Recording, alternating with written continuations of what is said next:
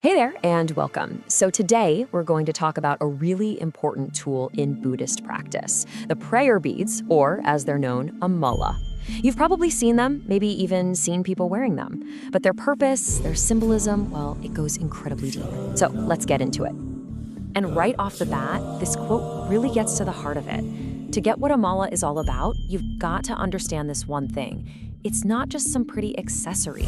For someone who practices, it's literally a physical guide, a companion on this profound spiritual journey. So yeah, they can absolutely be beautiful. I mean, some of them are gorgeous, but it's so important to see them for what they really are, sacred religious instruments. We're talking about tools, you know? Tools designed for a very, very specific purpose. So what is that purpose? Well, at its core, a mala is a tool for focus. I mean, think about it.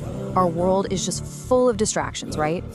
This helps a practitioner keep their mind zeroed in, single-pointedly focused on their recitation or their meditation. It's like a physical, tactile anchor for spiritual practice. Okay, so there are two main types you're going to see out there. First, you've got the big one, the full 108 bead mala. People often call these Buddha beads, and they're used for those longer, deeper meditation sessions. And then you've got the smaller one, the 18 bead wrist mala. These are sometimes called Arhat beads. They're way more portable and act as a kind of daily reminder of your practice. Both are super powerful. They're just used a bit differently. So what are these things actually made of? Well, pretty much anything. You'll see them made from wood, from different kinds of stone, even simple plastic. And this brings up a really, really important point. The power isn't in the material or the price tag.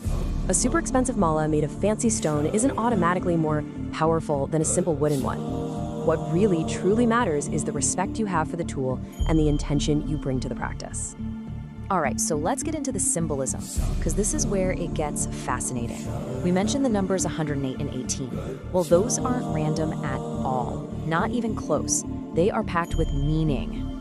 So let's talk about that number, 108. This number is huge, not just in Buddhism, but in a lot of other spiritual traditions too.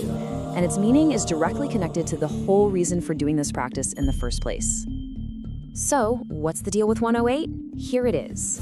The 108 beads represent the 108 types of mental afflictions or defilements that Buddhist teachings say cloud up our minds. You know, things like delusion, anger, ignorance, all the stuff that keeps us from seeing things clearly. So as you move through each bead, you're symbolically taking on one of those unwholesome states and replacing it with a wholesome one. Okay, so that brings us to the actual practice itself. We've talked about what a mala is and why it's symbolic, but now let's get practical. How do you actually use this thing to help transform your mind? The process itself is actually pretty simple and very methodical. You hold the mala in your left hand, and you position the first bead between your thumb and your first finger. Then, for each recitation, and that could be a mantra, a line from a sacred text, or just the name of a Buddha, you use your thumb to gently pull one bead towards you. It's this physical movement that really helps keep you present and focused. So you go all the way around, counting all 108 beads, and then you reach a larger, different bead. This is the 109th bead, and it's called the Guru Bead, or sometimes the Buddha Bead. Now, you don't count this one as part of the 108. Instead, it's the marker. It's your starting point and your finishing point. When you get to it, you know you've completed one full cycle. Okay, so we've got the object, we understand the symbolism, and we know the method. But what's the ultimate goal here? What is this entire practice really trying to accomplish? Well, the core challenge that this practice is designed to tackle is what's often called the wild mind.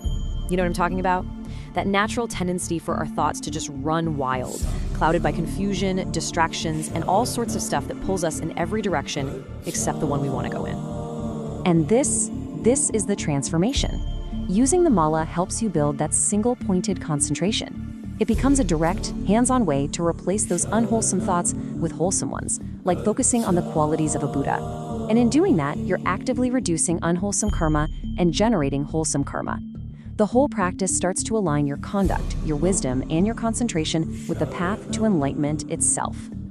This quote just sums it all up so perfectly. As you're doing this practice, you are fundamentally helping to transform your mind and getting your entire being, your whole self, aligned on that Eightfold Path.